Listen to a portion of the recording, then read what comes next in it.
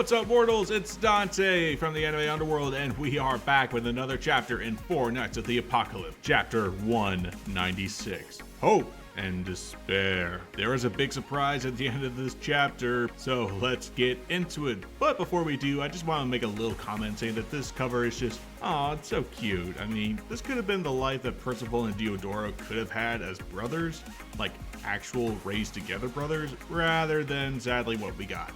We begin this chapter with Diodora realizing that Percival, all this time, was there all along, one of the 4 knights with green hair in the shape of bird wings. He realizes that it is Percival, the enemy of his father and the enemy of all Camelot. Percival doesn't try to downplay it, he just straight up admitted that yeah, the man who will send your father and the rest of Camelot down the way to oblivion.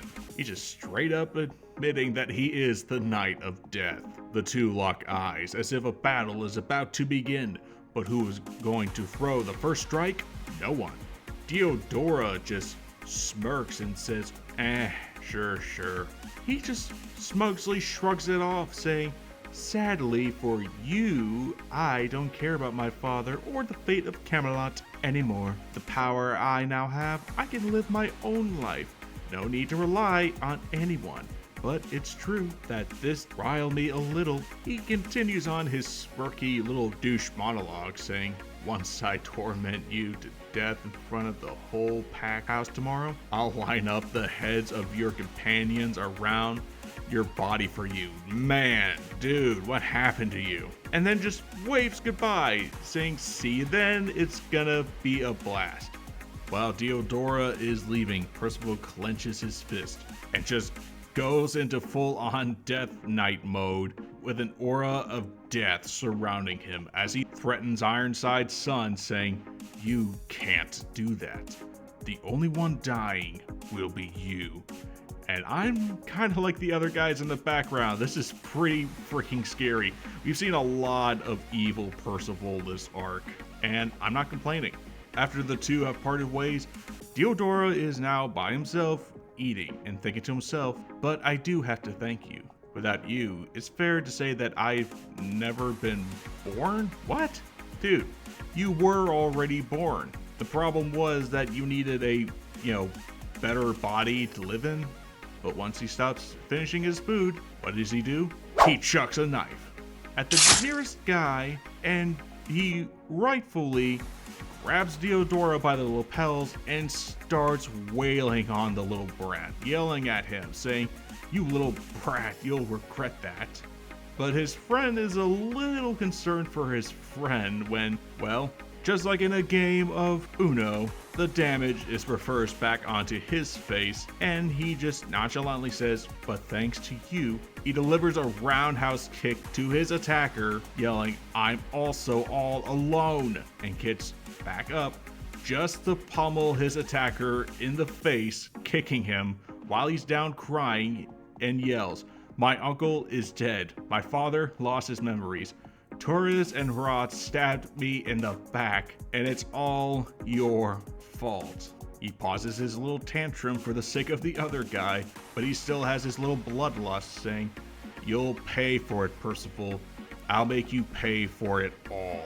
I kinda have a few things to say about this little tantrum. Like, for one, your uncle. That was not Percival's doing, it was Lancelot's doing. Lancelot was the one who did it, not Percival. True, he went over to stop the 4 knights from entering Camelot through the demon realm, but as for who delivered the killing blow, it was the Knight of War, not the Knight of Death. Because Percival was still recovering from the fact that he's not actually a human being.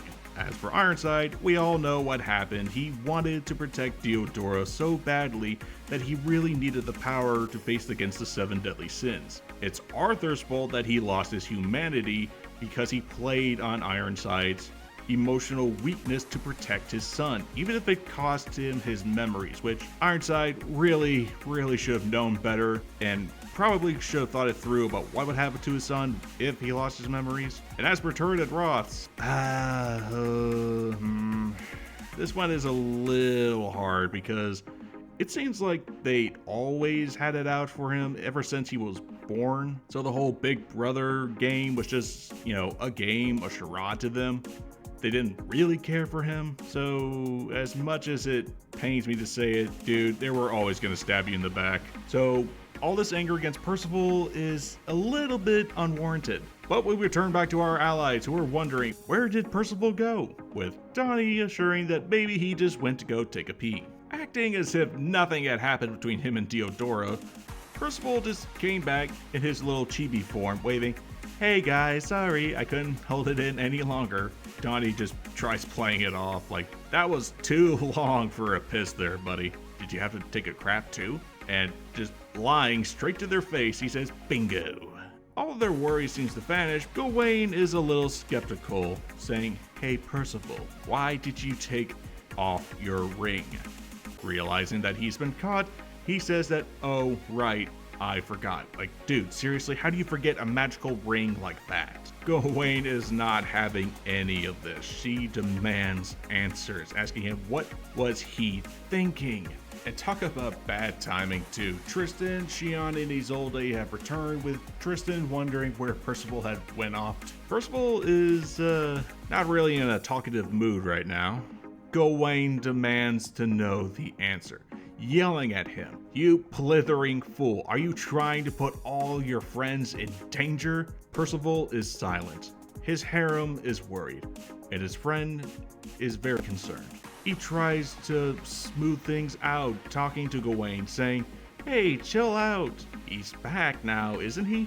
But she yells at him, saying that it won't work on people who already know it's him, idiot. Which, yeah, that kind of is a bad thing. Gawain continues to yell at him, asking in a threatening tone, "You revealed yourself to the enemy? If he decides to tell Bellatrip about you, our whole plan is going to go belly up." But Percival finally speaks, saying that he won't. He's not gonna. He wants to kill me with his own 2 hands. Gawain is still furious, asking how can he be so sure about that? But then Hauser decides to be an adult and just enters into the conversation as if he's trying to calm down 2 little kids. "Hold it, Gawain, you're heated up," and tries to get Percival to calm down. See, now this is why he became a Holy Knight captain.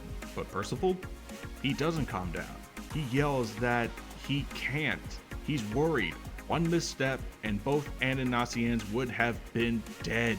He yells at Gawain and the others, saying that, "Don't you see why I came back after so long? Because I wanted to protect you all. And that's why, if someone's trying to kill all of you, I'm not going to stand for it." And he's not wrong. This is one of the reasons why he even left in the first place. Before the time skip, he was afraid that the adventure against Camelot was going to lead to everyone dying and it being his fault. That's why his brother spirit thing gaslit him into saying that, "Hey, just leave them, it'll be alright without you." That's why he left. And then finally he decided to come back because he realized, hey, maybe leaving them on their own wasn't a good idea to begin with. So I understand why Percival is furious. He really wants to protect his friends because there were so many times he almost lost them. But this time it's not a battle against Camelot, it's against a psychopath. Donnie looks very worried as Percival continues to say, "Right? And didn't Lancelot say it himself? He said, if you're ready to kill someone, you gotta be ready to die yourself," which shocks a lot of his friends. But Donnie just tries to sweet talk him out of this, saying, "Come on, that's not you. Lance is Lance, and hey, you're you." Donnie is trying to be the good friend that he is to Percival, saying, "Stop saying stuff like that you don't believe. You're not that type of guy, are you?" But rather than taking comfort in his broship, Percival knocks Donnie's hand back, saying, "Then what type of guy am I, Donnie? How would a human like you know about a life spirit like me?" Dude, you didn't know you were a life spirit until 2 years ago. This really upsetted Donnie as he just walked away. But the only other one who decided to do something is Gareth. Gareth follows Donnie to a secluded area and starts to talk with him. With him, I'd say he'd value his friends a bit too much, huh? But, well, don't let it get through to you. Donnie tells Gareth, Nah, I failed him back there. He's dealing with stuff and I can't comfort or encourage him at all. But then, Johnny has an idea. One that will require Gareth's help. Back with the 3 of the 4 knights, Gawain is continuing to chastise Percival, yelling at him saying, "This is for us? Don't make me laugh. Thanks to you, we're all fighting amongst ourselves now, with no excuses." But Tristan tries to be more of the middleman, trying to calm down his friends, saying, "Oh, come on, enough arguing. We Knights of Prophecy must band together." Alright, this doesn't really work, with Gawain chastising Tristan now, saying, like you can talk after being brainwashed until now? Oh, come on, don't bring that up. I mean, they're both not wrong. Percival is still not happy, but someone enters their conversation, asking, "What's this, a fight? To think I'd see you surrounded by so many friends, pondering over matters." Percival is shook and everyone is wondering who this guy is. But that helmet, it can only be, that's right, it's 𝐼𝐺𝐻, the grandfather of Percival and Diodora, in spirit form, saying, "You sure have grown a lot, Percival." And wow, that is how we end chapter 196. The feud between Diodora and Percival is heating up, with Percival on the warpath ready to end Diodora's life just so he can save his friends. I understand what Percival's going through. I mean, he did everything he could to protect his friends and then got gaslit into thinking that they're safer without him. And after 2 years, he's trying to make up for it. He's trying to protect his friends, the source of his hope power, because without him, then what good is it to keep on fighting? And as for Diodora, he is so lost in his own anger, I don't think he even knows that he's not thinking straight anymore. This kid really needs a slap in the face to understand that everything that happened was beyond Percival's control. His uncle, his father, and his so-called brothers, they're not Percival's fault. But I'm not sure if Diodora is going to realize that. And now we have 𝐼𝐺𝐻, who is about to set Percival straight, to possibly remind him of the person he was before realizing he was a life spirit. Good on you, Donnie. Good on you for being smart. So now Gareth is using his abilities for Percival to make him understand what kind of person he is always meant to be. What do you think is going to happen in chapter 197? How will his visitation with his grandfather turn out? We'll have to see in the upcoming chapters. This has been Dante from the Anime Underworld, and if you love 7 Deadly Sins and 4 Knights of the Apocalypse material, subscribe for more content yet to come. And I'll see you mortals later.